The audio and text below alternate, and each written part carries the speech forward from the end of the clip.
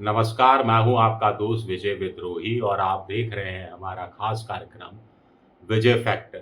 तो क्या देश मध्यावधि चुनाव की तरफ बढ़ रहा है? बड़ा सवाल है। इसके पीछे भी 4-5 बड़े कारण बताए जा रहे हैं। ऐसा कहा जा रहा है कि 2023 में केंद्र सरकार ने जो बदलाव किया था, नया कानून लेकर आए थे कि चुनाव आयुक्त अपने कार्यकाल में जो भी काम करते हैं, जो भी फैसले करते हैं, उनको लेकर उन पर किसी तरह का मुकदमा नहीं चलाया जा सकता, कोई पुलिसिया कार्रवाई नहीं हो सकती, ये इम्यूनिटी दे दी गई थी। और उसके बाद से कहा जा रहा है कि जितने भी चुनाव हुए, चाहे विधानसभा का, चाहे लोकसभा का, उसमें जमकर रिगिंग हुई। कहीं पर वोटों वोटरों के नाम काट कर चुनाव जीता गया, कहीं वोटरों के नाम जोड़कर चुनाव जीता गया, कहीं मैनिपुलेशन करके चुनाव जीता गया। कुछ लोग तो कहते हैं कि 2019 के बाद से ही ये सिलसिला शुरू हो गया था। तो क्या हर चुनाव अब संदिग्ध हो चुका है?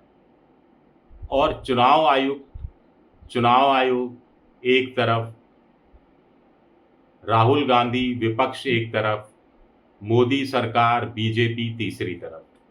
तो त्रिकोण का चौथा कोण क्या मध्यावधि चुनाव है? कुछ लोग कह रहे हैं कि कहानी उस तरफ बढ़ती दिखाई दे रही है क्योंकि राहुल गांधी ने जो अभी कहा था कुछ दिन पहले कि पिक्चर अभी बाकी है, तो इसके बड़े मायने हैं।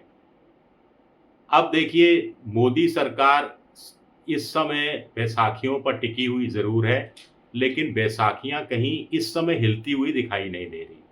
चंद्रबाबू नायडू 16 सांसद, नीतीश कुमार 12 सांसद, चिराग पासवान 5 सांसद, फिर एकनाथ शिंदे के भी सांसद हैं।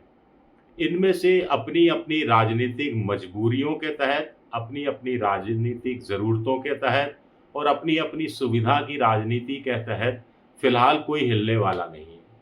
विपक्ष में भी कोई नहीं चाहता कि दोबारा से इतनी जल्दी नया सिरे से चुनाव हो, क्योंकि अभी तो 1.5 साल भी नहीं हुआ लोकसभा में आए हुए। फिर राहुल गांधी जो कह रहे हैं पिक्चर अभी बाकी है, इसका क्या मतलब है?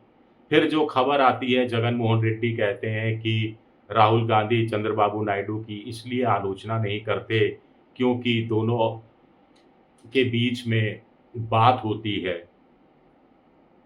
वो ये भी कहते हैं कि रेवंत रेड्डी दोनों के बीच में मध्यस्थ का काम करते हैं और वो दोनों के बीच बात कराते हैं। मुझे नहीं मालूम इस बात में कितनी सच्चाई है, कितनी सच्चाई नहीं है। लेकिन कुल मिलाकर एक बात तो ज़रूर है कि जो राहुल गांधी ने कहा पिक्चर अभी बाकी है, उसका मतलब ये है कि जैसे बेंगलुरु सेंट्रल की महादेवापुरा विधानसभा क्षेत्र में एक-एक वोट की जाँच-पड़ताल की गई, पोस्टमार्टम किया गया और 1,250 फर्जी वोटर, फेक वोटर पाए गए, 5 हिस्सों में उनका वर्गीकरण किया गया। वैसे ही कांग्रेस ने कम से कम 20 से 25 लोकसभा सीटों का, उनकी लोकसभा सीटों में से कुछ विधानसभा सीटों का पोस्टमार्टम करना शुरू कर दिया है और किश्तों में कहानियाँ सामने आने वाली हैं।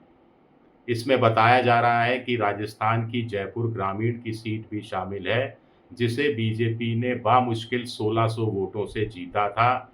वहाँ की जो 8 विधानसभा सीटें हैं, उनमें से 6 में कांग्रेस की बढ़त थी, लेकिन 2 सीटों पर आश्चर्यजनक रूप से बीजेपी को भारी बढ़त थी, जबकि 1 विधानसभा सीट पर कांग्रेस का कब्ज़ा था।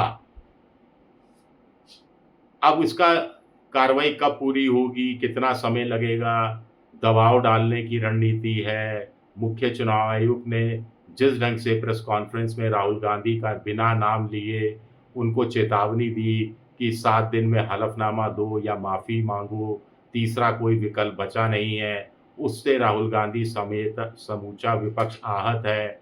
इसीलिए ज्ञानेश कुमार के खिलाफ एक तरह से धमकी दी जा रही है महाभियोग लाने की। महाभियोग लाना बड़ी बात नहीं है। 50 सांसदों के हस्ताक्षर चाहिए और 50 से तो कहीं कई गुना ज़्यादा हस्ताक्षर हो जाएँगे। और वैसे भी महाभियोग अगर मानसून सत्र में लाया जाता है तो उस पर कार्रवाई मानसून सत्र में नहीं होगी, शीतकालीन सत्र में होगी, तब तक विधानसभा चुनाव बिहार का निपट चुका होगा। लेकिन माहौल बनाने के हिसाब से। कुछ लोगों को लगता है कि जगदीप धनखड़ पर महाभियोग की बात कही गई, अविश्वास प्रस्ताव की बात कही, तो जगदीप धनखड़ लाइन पर आ गए थे, थोड़ा सॉफ्ट हो गए थे विपक्ष के प्रति।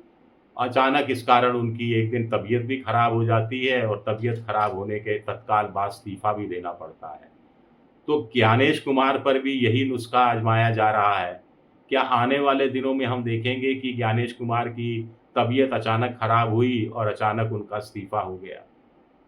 कुछ लोग कह रहे हैं कि पूरी चुनाव प्रणाली को, हर चुनाव को राहुल गांधी संदिग्ध बना देना चाहते हैं कि लोगों के मन में ये बैठ जाए कि बीजेपी चोरी से चुनाव जीतती रही है और आगे भी जो भी चुनाव जीतेगी चोरी से जीतेगी।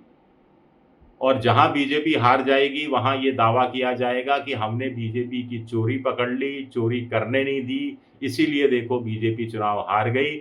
हम इतने सजग नहीं रहते तो बीजेपी चुनाव की चोरी कर लेती, और इसके पीछे चोली दामन का साथ है चुनाव आयोग का और बीजेपी मोदी सरकार का है।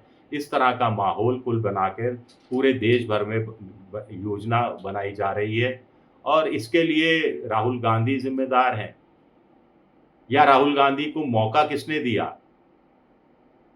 चुनाव आयोग ने दिया, मोदी सरकार ने दिया, अनुराग ठाकुर जैसे नेताओं ने दिया। अब अनुराग ठाकुर ने एक नहीं 5-5 लोकसभा सीटों का आंकड़ा पेश कर दिया। रायबरेली में गड़बड़ हुई, कन्नौज में गड़बड़ हुई, डायमंड हार्बर में गड़बड़ हुई, वायनाड में गड़बड़ हुई, लेकिन इसके बाद बीजेपी का कोई नेता नहीं बोल रहा है। तो ये क्या सेल्फ गोल था? या मुख्य चुनाव आयुक्त ने जिस ढंग से प्रेस कॉन्फ्रेंस की और बड़े इंपॉर्टेंट मौजूद सवाल थे जिनको वो टाल गए, जवाब देने से हिचकते रहे, जवाब नहीं दिए, और जो जवाब दिए वो इस तरह के जवाब थे जिससे उल्टा चुनाव आयोग फंस गए और मोदी सरकार की नीयत को लेकर भी नए सिरे से सवाल खड़े होने शुरू हो गए। उससे राहुल गांधी उत्साहित हुए हैं। क्या ज़रूरत थी बिहार में एसआईआर कराने की? क्या ज़रूरत थी ये कहने की कि ये एपिक कार्ड नहीं चलेगा, राशन कार्ड नहीं चलेगा और आधार कार्ड नहीं चलेगा? क्या ज़रूरत थी ये कहने की कि 65 लाख वोटर जिनके नाम काटे गए हैं, वो हम बाध्य नहीं हैं उनकी सूची सामने लाने के लिए? और फिर पलट गए। सुप्रीम कोर्ट ने कहा, आदेश दिया, पहले आग्रह किया तो नहीं माने, आदेश दिया तो चुपचाप झुक गए। तो अपनी स्थिति खुद खराब की है इन लोगों ने मोटे तौर पर। और राहुल गांधी के पास इतना शानदार मौका है, कोई भी विपक्षी पार्टी, राहुल गांधी जो कर रहे हैं, अगर मान लीजिए राहुल गांधी की जगह मोदी होते और ऐसी ही परिस्थितियां होती तो मोदी इससे ज़्यादा 10 गुना कर चुके होते, 10 गुना ज़्यादा हो अल्लाह मच चुका होता। लेकिन राहुल गांधी भी अपनी तरफ से लगे हुए हैं, मौका मिला है। उनको लगता है कि कोई भी मुद्दा जिसे संविधान के रैपर में चढ़ाकर पेश किया जाए वो जनता के बीच बिक जाता है, और ये तो मुद्दा जनता से जुड़ा हुआ है ही। कुछ लोग कह रहे हैं कि कांग्रेस को, तेजस्वी यादव को, वोटर को ये भी समझाने की ज़रूरत है कि आपका नाम वोटर लिस्ट में नहीं आने से आपकी ज़िंदगी कैसे प्रभावित होगी, आपके बच्चों की ज़िंदगी कैसे प्रभावित होगी। तो उसको उनकी रोज़मर्रा की ज़िंदगी से जोड़कर अगर चीज़ें सामने रखी जाएँगी तो उनका शायद ज़्यादा असर हो पाएगा। शुक्रिया, मेरा ये वीडियो देखने के लिए बहुत-बहुत शुक्रिया।